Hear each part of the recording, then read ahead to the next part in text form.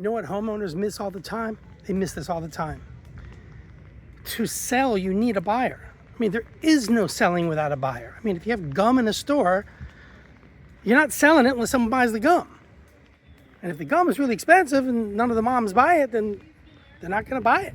So what we're dealing with here is that, you need a buyer to sell a house. And so the buyer has to be able to buy the house. It's not just that they have to want it. They can want it all they want. But they have to be able. And a lot of people, especially in homes that are under, let's say, $2,500,000, there's some financing involved at some point, some kind of financing, some borrowing, whether it be a little or a lot. Definitely a lot more when it's, in the 500, 600, 200, a lot of people are borrowing money. And so if they're going to borrow money, remember, the bank is like mommy. They have to give permission. They don't just give money willy-nilly. They got to make sure that everything, is the house worth the money that we're lending?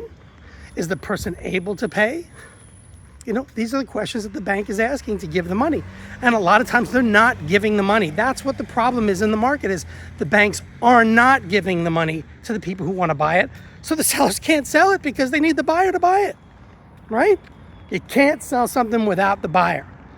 And so unless the prices come down, or insurance comes down, or the rates come down, or the prices of things in general come down, unless things come down or people start making a lot more money, I mean, how do you expect things to change? I don't really think they're going to change unless something drastic happens. So here we are, people in a holding pattern. Sellers are not able to sell. Buyers are not able to buy. And at some point, some of the sellers that need to sell, they're going to have to drop that price or take an arrangement.